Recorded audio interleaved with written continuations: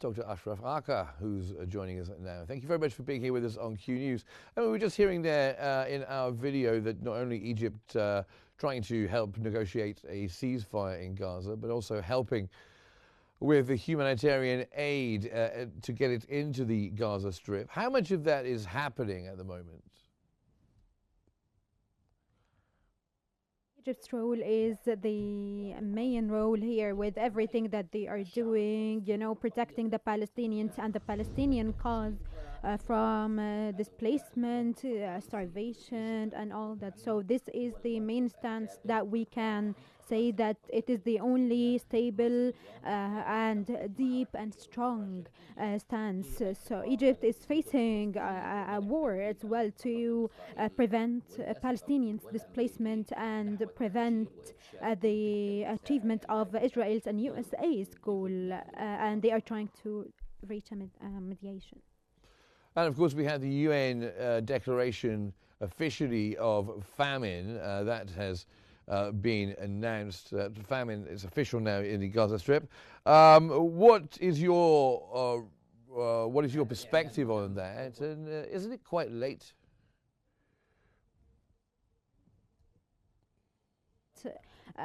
Shows that Israel has been lying about this, and add to this that this should push the countries all over the world and to take an actual stance and start helping Gaza to get aid. And this is what Egypt has been doing from day one. Actually, we need to arm the civilians and the people there and make them make aid accessible to them, especially that the urgent response is very important in this war and in this phase. Sorry, and we have reached beyond a crisis. So after this declaration today that the UN has declared, this is a very dangerous declaration actually, and it shows how things are hard and bad in Gaza.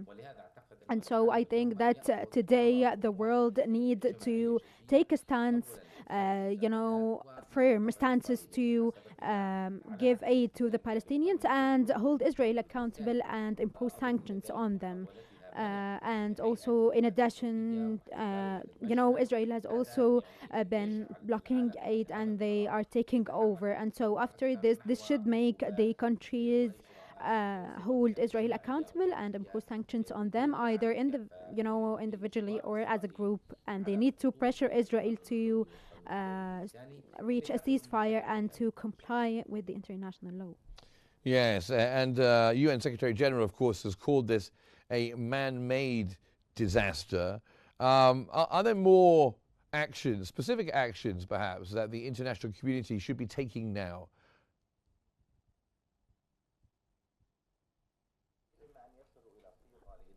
Either they reach some agreement to help the aid get into Gaza. They are working they need to start to know all the needs for the Palestinians. They need electricity, clean water, they need food, they need drugs, and so they either do this or hold Israel under the Seventh Amendment. They need to hold Israel accountable because without this, Israel,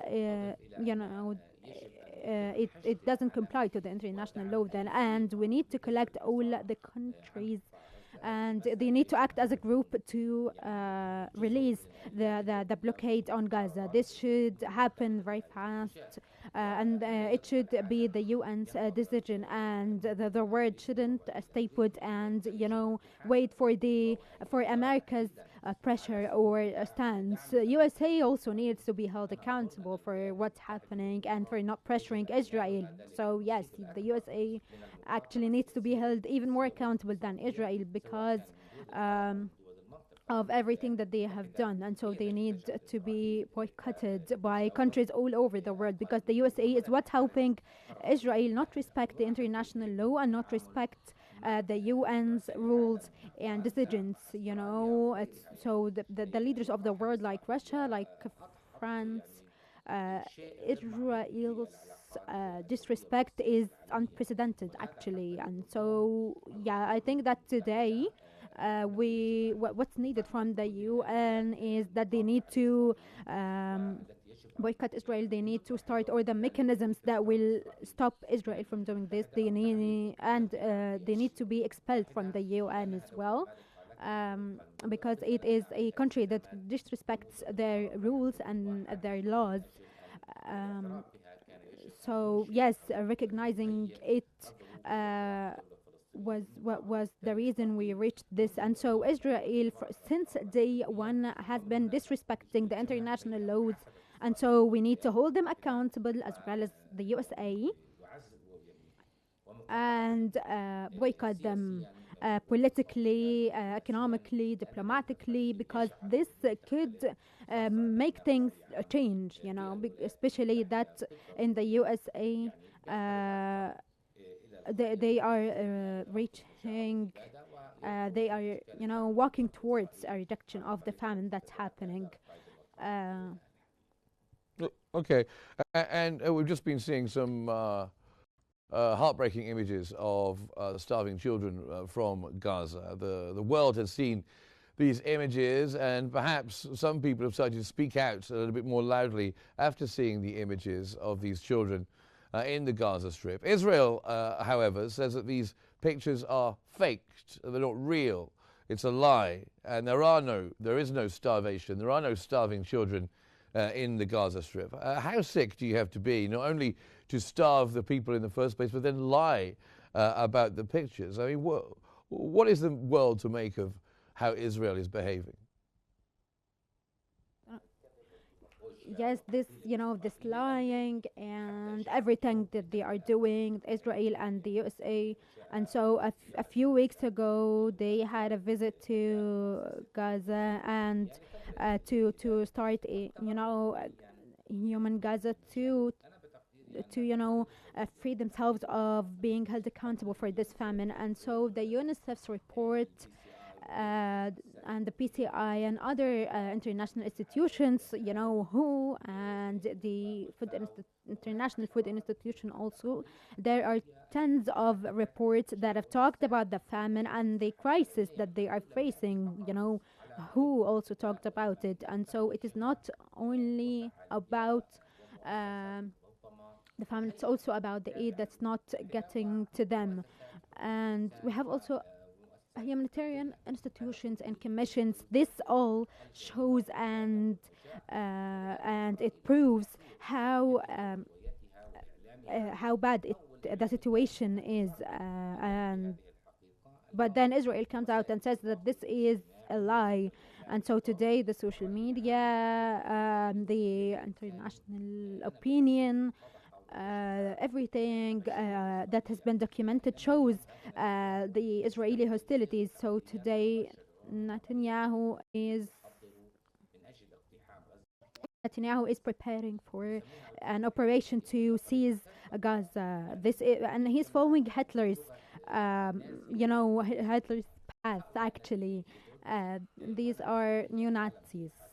And yeah, of course, the world will hold them accountable. And the hate wave today for Netanyahu and for the Israelis, it is very clear now. They are rejected from everything, and they have been, excluded from everything, from sports, from arts, from even traveling. And so they are denying this famine still. And there are some directors that have took part in this war. They when they were called again, they reject, and they say we did some inhumane things that go against our boundaries. And so it is not possible, actually, to deny this famine and to say that it's a lie, and Israel will be held accountable for this. Well, indeed, we can hope that they are at some point. You mentioned there the new military actions that Israel is going to be taking. Do you think that Israel will be occupying the Gaza Strip fully in the coming hours? And also, is there anything that the world can do to deter Netanyahu of going forward with this crazy objective? Yes, first of all, I think that this process has already started and this phase has already started, seizing and blocking Gaza. This has already started. It is not going to start. And claiming that there is a dispute, from some institutions or whatever. This is just for the media, and the time frame that we have right now, according to the army's statements, they need more time, but it is still going forward.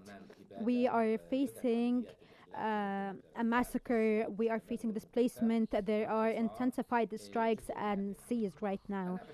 These are all parts of this process. So yeah, I'm not counting on the countries, to be honest. We are not, and other people who are in the same position as me, we are not counting on the countries. We are counting on the people in Egypt and some people in the Arab countries. And I think that El-Sisi's visit to Saudi Arabia and meeting his counterpart Mohammed bin Salman, and the continuous accordance with the Jordans and the accordance with the Palestinian government. This shows that the Arab countries are very serious about this, especially the countries that are affected directly by these strikes. And so I think that in the upcoming few years, in upcoming few hours, they will show us what's going to happen from the Egyptian, Saudi, Jordan sides also. We are facing a full-on war, and Israel has decided to end all discussions or mediations. And so actually this is a deep belief that we think that these extremists will start to